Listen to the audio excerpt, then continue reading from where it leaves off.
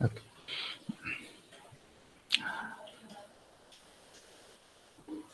अर्थव्यवस्थेमधल्या परिणामकारक मागणीची पातळी कशी ठरते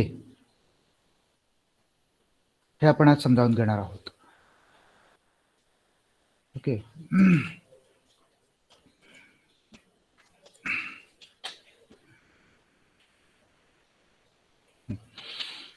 आपण यापूर्वी परिणामकारक मागणी म्हणजे काय हे समजावून घेतलंय. ओके. आपण पाहिलं होतं की परिणामकारक मागणीची पातळी निर्धारित करण्यामध्ये समग्र मागणी फल आणि समग्र पुरवठा फल या दोन फंक्शन्सची महत्त्वाची भूमिका असते. समग्र मागणी फल म्हणजे काय आणि समग्र पुरवठा फल म्हणजे काय हे देखील आपण पाहिलंय. आपण बघितलं होतं की समग्र मागणी फल हे अर्थव्यवस्थेमधले उत्पादक आणि विक्रेते यांच्या त्यांनी उत्पादित केलेल्या वस्तू आणि सेवा विकून त्यांना होणाऱ्या प्राप्तीबद्दलच्या ज्या महत्तम अपेक्षा असतात, सर्वाधिक अपेक्षा असतात किंवा सर्वोच्च अपेक्षा असतात, त्या अपेक्षांवरच हे अवलंबून असतं. कारण त्या अपेक्षा म्हणजेच अर्थव्यवस्थेमधली किंमत अर्थव्यवस्थेमध्ये समग्र मागणी किंमत. आणि अशा वेगवेगळ्या रोजगार पातळ्यांना या समग्र मागणी किमतींचं जे शेड्यूल तयार होतं त्याला समग्र मागणी फल असं म्हणतात. दुसऱ्या बाजूनं समग्र पुरवठा फल म्हणजे काय पण आपण पाहिलं होतं. समग्र पुरवठा फल म्हणजे अर्थव्यवस्थेमधले उत्पादक आणि विक्रेते त्यांच्याकडं त्या विशिष्ट कालावधीमध्ये उत्पादित होणाऱ्या वस्तू आणि सेवा विकून त्यांना जी रक्कम किंवा जी प्राप्ती व्हायलाच हवी, जी रक्कम मिळायलाच हवी अशी रक्कम म्हणजे समग्र पुरवठा फल. ओके. समग्र पुरवठा किंमत आणि वेगवेगळ्या रोजगार पातळ्यांना असणाऱ्या समग्र पुरवठा किमतींचं शेड्यूल म्हणजे समग्र पुरवठा फल. ओके. हेही आपण पाहिलं होतं.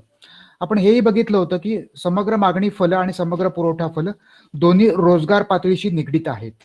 समग्र मागणी फल हे अर्थव्यवस्थेमधल्या वस्तू आणि सेवांच्या मागणीच्या बाजूनं रोजगार पातळीशी निगडीत आहे आणि समग्र पुरवठा फल हे अर्थव्यवस्थेमधल्या वस्तू आणि सेवांच्या उत्पादन प्रक्रियेच्या बाजूनं, उत्पादन प्रक्रियेवर होणाऱ्या खर्चाच्या बाजूनं रोजगार पातळीशी संबंधित आहे आणि त्यामुळे दोन्हीही रोजगार पातळीशी संबंधित आहेत. ओके. आणि त्यामुळे या दोघांचेही जर आपण वक्र काढले तर आपल्याला ते डावीकडून उजवीकडे वर जाणारेच मिळतात. कारण रोजगार पातळी जसजशी वाढत जाईल तसतसे समग्र मागणी फल आणि समग्र पुरवठा फल दोन्ही वाढत जातं. मात्र दोघांच्या शेपमध्ये किंवा दोघांच्या स्वरूपामध्ये थोडासा फरक आहे.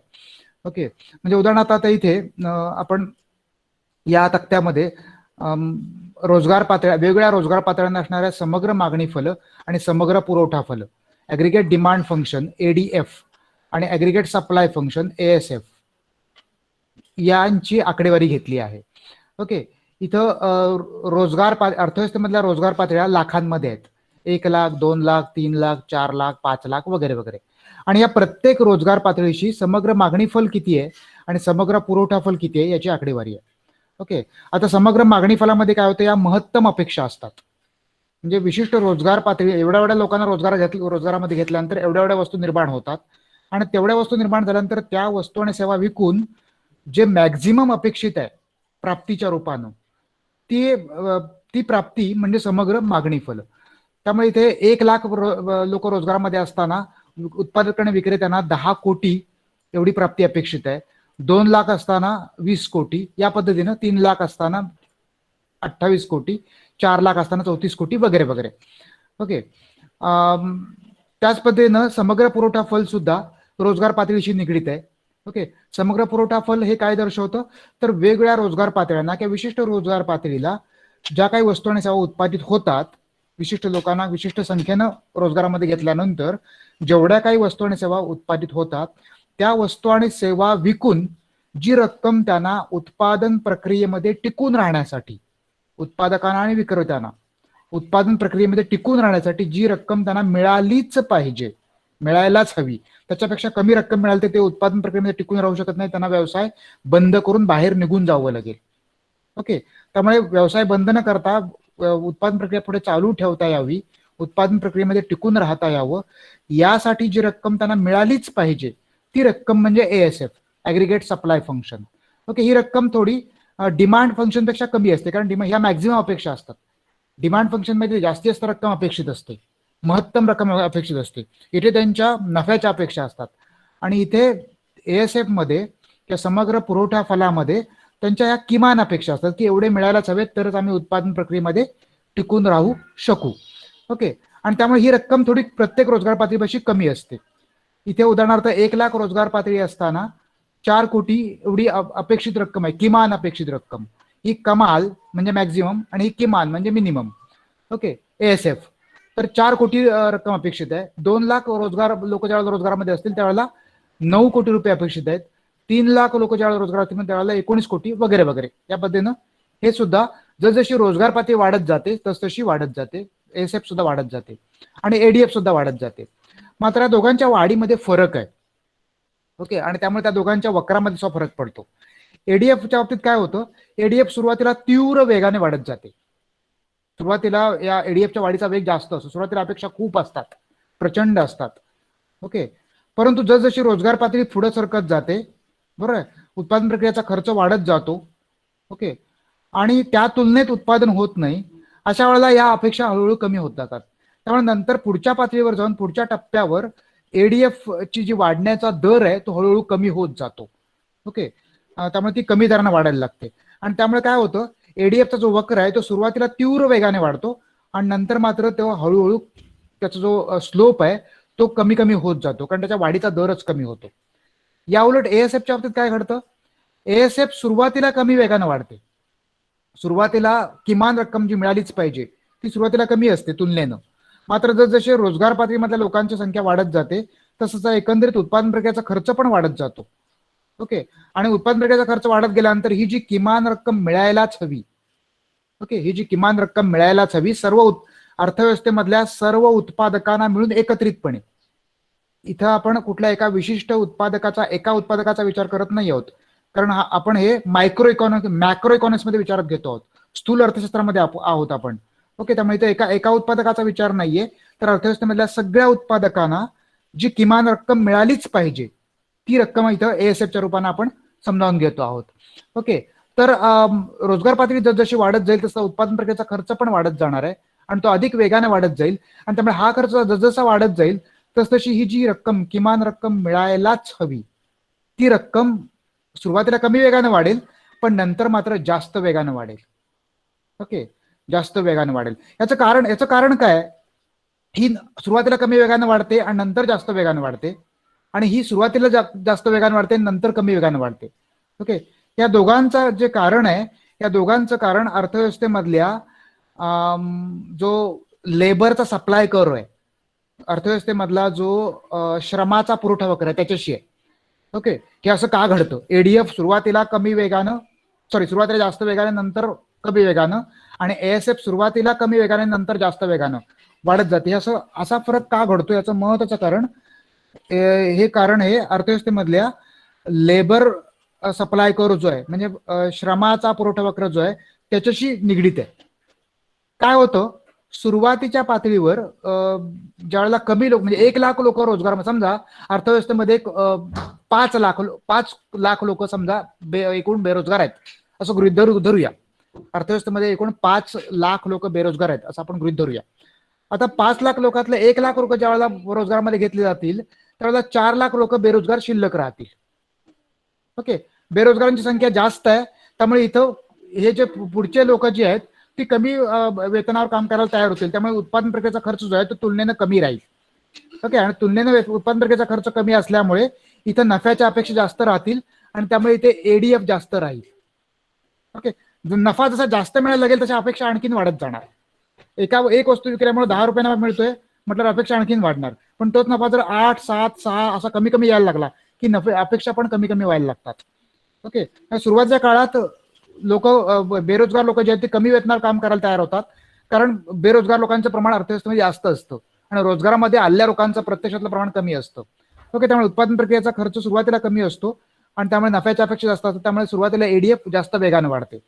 याउलट एएसएफ मात्र कमी वेगाने वाढते, कारण सुरुवातीला उत्पादन प्रक्रियेचा खर्च कमी असतो. याचं कारण असं आहे की इथं लोक कमी रोजगारामध्ये, ज्यावेळेला 5 लाख लोक बेरोजगार असतात त्यावेळेला कुठून तरी आम्हाला कामावर घ्या, रोजगार कमी दिला तरी चालेल अशा लोकांची भावना असते, बरोबर ना.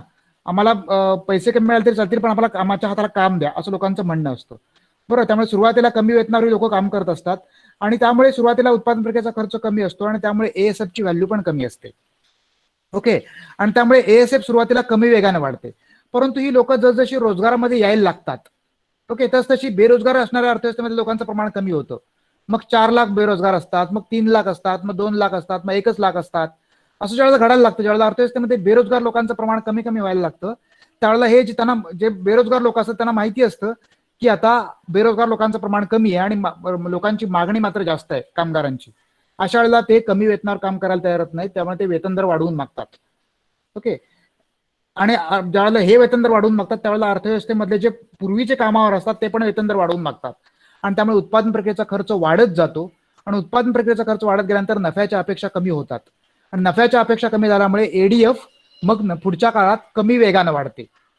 या उलट उत्पादन प्रक्रियेचा खर्च वाढत जातो कारण वेतन दर वाढलेला असतो आणि त्यामुळे उत्पादन प्रक्रियेचा खर्च वाढत गेल्यामुळे ASF जास्त वेगाने वाढते.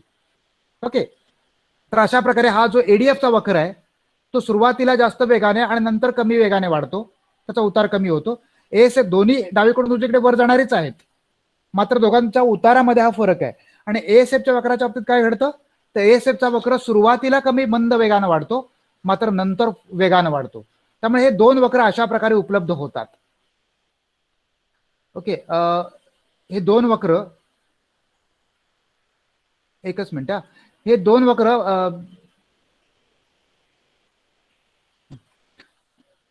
अशा प्रकारे उपलब्ध होतात. ओके. इथं आता हा ADF वक्र आहे. ओके. हा ADF वक्र आहे, सुरुवातीला खूप वेगाने वाढतोय, पटापट वाढतोय, बरोबर. इथं एवढ्या उभ्या अक्षरावर आपण ADF आणि ASF घेतलेला आहे, म्हणजे समग्र मागणी फल म्हणजे किमान अपेक्षा आणि कमाल अपेक्षा विक्रेत्यांच्या. ओके. ADF आणि ASF, ओके, हे दोन्ही घेतलेले आहेत उभ्या अक्षरावर आणि आडव्या अक्षरावर रोजगार पातळी आहे. ओके. तर इथं सुरुवातीला ही रोजगार पातळी एवढी असताना एवढ्या अपेक्षा असतात, कमाल अपेक्षा म्हणजे ADF. रोजगार पातळी एवढी झाली की अपेक्षा आणखीन वाढतात, रोजगार पातळी आणखीन वाढली की यापेक्षा आणखीन वाढतात. पण जसजशी वाढ पुढे पुढे होत जाते, रोजगार पातळी वाढत जाते, तसे अपेक्षा आणखीन मग कमी होतात, बरोबर ना. इथे आता कसं आहे बघा, इथे एवढेशे लोकांना रोजगार घेतल्यानंतर एवढ्या अपेक्षा मिळतात, एवढ्या अपेक्षा वाढतात, ADF एवढं वाढतं. इथं आणखीन तेवढ्याच लोकांना रोजगारामध्ये घेतल्यानंतर अपेक्षा आणखीन तेवढ्याच वेगाने वाढतात, नंतर मात्र अपेक्षा त्या तुलनेने कमी कमी होत जातात. त्यामुळे सुरुवातीला हा वेगाने वाढत जातो आणि नंतर मात्र त्याचा उतार कमी होतो आणि त्यामुळे तो असा उलट्या, थोड्याशा उलटा U आकार म्हणता येणार नाही याला, परंतु हा अशा प्रकारे सुरुवातीला वाढत जाणार, पटकन वर जाणार आणि मग पुन्हा हळूहळू त्याचा जो हे आहे उतार जो आहे तो कमी तीव्रतेचा होत जाताना दिसतो. ADF फंक्शनचा वक्र अशा प्रकारे सुरुवातीला पटकन वर जाणार, नंतर हळूहळू खाली येणारा असतो. ओके. तो पूर्ण असा खाली होत नाही, कारण यापेक्षा कधी पूर्णपणे मायनस होणार नाहीयेत, नकारात्मक होणार नाहीये, त्यामुळे पूर्णपणे असा खाली येणार नाहीये. तो एका मंद उतारामध्ये किंवा मंद चढत जात मंद त्याचा उतार घेत हळूहळू वरवर जात राहणार आहे.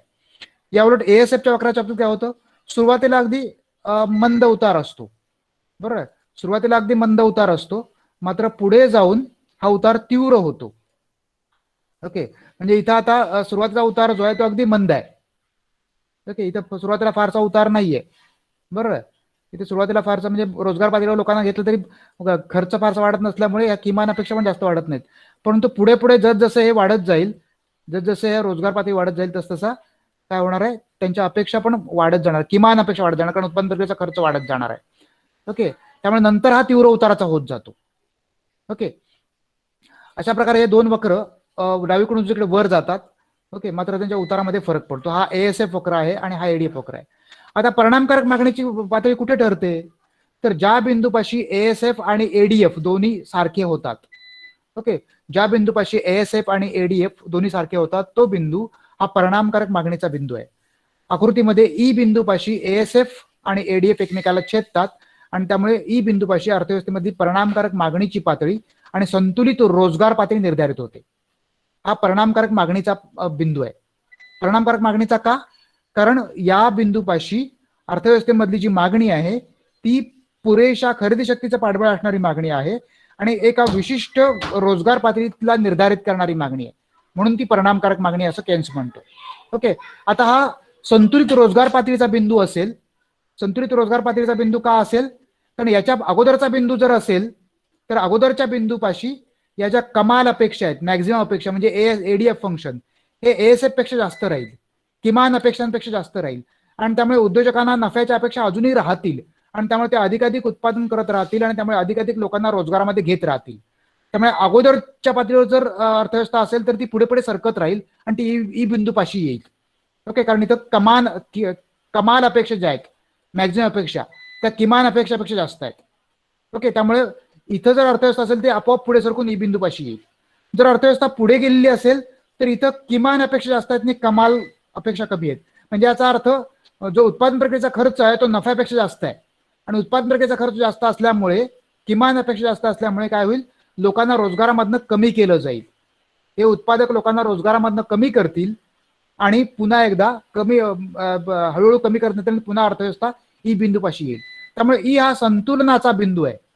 ओके, हा परिणामकारक मागणीचा बिंदू तर आहेच, परंतु हा अर्थव्यवस्थेच्या संतुलनाचा बिंदू आहे. ओके, की जिथं संतुलित रोजगार पातळी निर्धारित होते असं केन्स म्हणतो. ओके, त्यामुळे केन्सच्या विश्लेषणामध्ये अर्थव्यवस्थेमधली परिणामकारक मागणी, की जी केन्सच्या विश्लेषणामधली मध्यवर्ती संकल्पना आहे. ओके, ही परिणामकारक मागणीची पातळी अशा प्रकारे एएसएफ फंक्शन आणि एडीएफ फंक्शन, समग्र पुरवठा फल आणि समग्र मागणी फल यांच्या एकत्र येण्यामधनं, या दोन्ही वक्रांच्या एकत्र येण्यामधून निर्धारित होत असते. आता केन्स इथं म्हणतो इथं जी रोजगार पातळी निश्चित होते ही रोजगार पातळी असं नाही की ती पूर्ण रोजगार पातळी आहे. इथं पूर्ण रोजगार पातळीची आवश्यकता नाहीये. म्हणजे अर्थव्यवस्था संतुलनापाशी पोहोचण्यासाठी अर्थव्यवस्था पूर्णपणे पूर्ण रोजगाराच्या पातळीमध्ये असलीच पाहिजे असं काही नाही. अपूर्ण रोजगाराच्या पातळीमध्ये सुद्धा अर्थव्यवस्था संतुलित होऊ शकते. ओके, असं केन्स मानतोय. ओके, त्यामुळे काय होतंय, सनातनवादी जे म्हणतात की अर्थव्यवस्था पूर्ण रोजगाराची स्थिती आहे, सनातनवाद्यांची पूर्व अटच आहे, बरोबर ना. सनातनवाद्यांच्या मते अर्थव्यवस्था ज्यावेळेला पूर्ण रोजगाराच्या पातळीला पोहोचते त्याच वेळेला ती संतुलित होते. ओके, परंतु केन्सच्या मते अर्थव्यवस्थेच्या संतुलनासाठी पूर्ण रोजगाराची अट आवश्यक नाही. अर्थव्यवस्था अपूर्ण रोजगाराच्या स्थितीमध्ये सुद्धा संतुलित असू शकते. ओके, हे कसं घडतं आपण एका आकृतीच्या माध्यमातून समजावून घेऊया. इथे आता ई बिंदूपाशी एडी आणि एएस हा एएस वक्र आहे. ओके, एक त्याला ई बिंदू चित्र आणि इथं अर्थव्यवस्था संतुलित होते. ओके, आता अर्थव्यवस्था इथे संतुलित झालेली आहे आणि ही रोजगार पातळी निर्धारित झालेली आहे. ओके, आता इथे एफ हा जो बिंदू आहे हा पूर्ण रोजगाराची स्थिती दर्शवणारा बिंदू आहे. ओके, पूर्ण रोजगाराची स्थिती दर्शवणारा बिंदू आहे. ओके, याच्या पलीकडं, कारण याच्या पलीकडं रोजगार शिल्लकच नाहीयेत, फुल एम्प्लॉयमेंटचा हा बिंदू आहे आणि त्यामुळे एएसएफ वक्र इथून पुढे उभ्या अक्षाला समांतर होतोय. हा उभ्या अक्षाला समांतर का होतो, कारण पुढे इकडे आता रोजगारच नाहीयेत, रोजगारामध्ये घ्यायला लोकच शिल्लक नाहीयेत. इकडे या बाजूला गेलं तर इथे रोजगार अर्थव्यवस्थेमधले मॅक्झिमम उपलब्ध लोकांची संख्या संपते, म्हणजे रोजगारासाठी इच्छुक असणाऱ्या आणि क्षमता असणाऱ्या लोकांची संख्या संपते. म्हणजे थोडक्यात श्रमदलाचं मर्यादा इथे संपते आणि त्यामुळे एएसएफ वक्र जो आहे पुरवठा वक्र इथून समांतर होतोय या उभ्या अक्षाला, वाय अक्षाला. ओके, त्यामुळे एएसएफ वक्र एक बिंदूपासून समांतर होतो. आता काय घडतं, समजा एडी या उत्पादकांच्या अपेक्षा वाढल्याने एडी वक्र एडी1 झाला तर इथं या बिंदूपाशी समजा हा E1चा बिंदू आहे, इथे अर्थव्यवस्था संतुलित झाली. ठीक आहे, अर्थव्यवस्था संतुलित झाली तर अर्थव्यवस्था पूर्ण रोजगाराच्या पातळीपाशी पोहोचली. ओके, परंतु इथून पुढे जर त्यांच्या अपेक्षा वाढल्याने एडी वक्र आणखीन वर संतुलित झाला तर आता मात्र काय होणार आहे, आता मात्र कामावर घेण्यासाठी कामगारच अर्थव्यवस्थेमध्ये शिल्लक नाहीयेत, कारण इथं पूर्ण रोजगारामध्ये पोहोचलेले आहेत, अर्थव्यवस्था पूर्ण रोजगारामध्ये पोहोचलेली आहे आणि त्यामुळे अर्थव्यवस्थेमध्ये कामावर घेण्यासाठी कामगारच शिल्लक नाहीयेत. आणि असं जर कामावर घ्यायला कामगारच शिल्लक नसतील तर काय होणार आहे, तर अर्थव्यवस्थेमध्ये ऑटोमॅटिकली ही एडी वाढत गेली की इथून पुढे आता फक्त वस्तू आणि सेवांची महागाईच होत राहणार आहे. ओके, आणि त्यामुळे या अवस्था अर्थव्यवस्थेच्या संतुलनाच्या अवस्था होऊ शकत नाहीत. ओके, इथून पुढे फक्त महागाई होत राहणार आहे आणि महागाई होत गेली की आपोआप काय होईल, महागाई होत गेली की वस्तू आणि सेवांची मागणी जी आहे ती मागणी कमी होत जाईल आणि वस्तू आणि सेवांची मागणी कमी होत गेली की अर्थव्यवस्था मंदीच्या दिशेने जाईल आणि अर्थव्यवस्था पुन्हा एकदा या पूर्ण रोजगार पातळीपासून ढळून पुन्हा मागे सरकेल. ओके, त्यामुळे पूर्ण अर्थव्यवस्था संतुलनाची जी पातळी आहे ती या एफ बिंदूच्या अगोदर कुठेतरी असू शकते. गरज नाही ती एफ बिंदूपर्यंत पोहोचली पाहिजे. म्हणजे असं केन्स असं म्हणत नाहीये की पूर्ण रोजगाराची पातळी गाठलीच जाणार नाही असं त्याला म्हणायचं नाहीये, पण केन्सला असं म्हणायचंय की अर्थव्यवस्थेमध्ये संतुलनाच्या स्थितीमध्ये पोहोचण्यासाठी पूर्ण रोजगाराची आवश्यकता नाही. जसे सनातनवादी अर्थशास्त्रज्ञ मानतात की पूर्ण रोजगाराची गरज आहे, तसं मात्र इथे केन्स मानत नाहीये. अपूर्ण रोजगाराच्या स्थितीमध्ये सुद्धा अर्थव्यवस्था संतुलित असू शकते. ओके, पूर्ण रोजगाराची पातळी सुद्धा गाठली जाऊ शकते, मात्र संतुलनात येण्यासाठी पूर्ण रोजगाराची गरज नाही. त्यामुळे अर्थव्यवस्था इथे कुठेही संतुलित, कुठल्याही बिंदूवर संतुलित असू शकते ज्या बिंदूपाशी एडी आणि एएसएफ एकत्र होतील. जर अर्थव्यवस्था इथे पूर्ण रोजगाराची पाशी पोहोचली तर मात्र पुढे जाऊन एडी वाढत गेली तर महागाईच वाढत जाणार, आणि महागाई वाढली की पुन्हा वस्तू आणि सेवांची मागणी कमी होऊन रोजगार पातळी पुन्हा पुन्हा कमी होत जाणार आहे. ओके, त्यामुळे इथे केन्स म्हणतो त्याप्रमाणे पूर्ण रोजगार ही संतुलनाची, अर्थव्यवस्थे संतुलनाची आवश्यक अट नाही. अर्थव्यवस्था ज्या बिंदूपाशी एडीएफ आणि एएसएफ एकत्र येतात तो बिंदू अर्थव्यवस्थेमधल्या परिणामकारक मागणीचा बिंदू आहे, आणि त्या बिंदूपाशी निर्धारित होणारी मागणी रोजगार पातळी ही अर्थव्यवस्थेमधली संतुलित रोजगार पातळी आहे. ओके,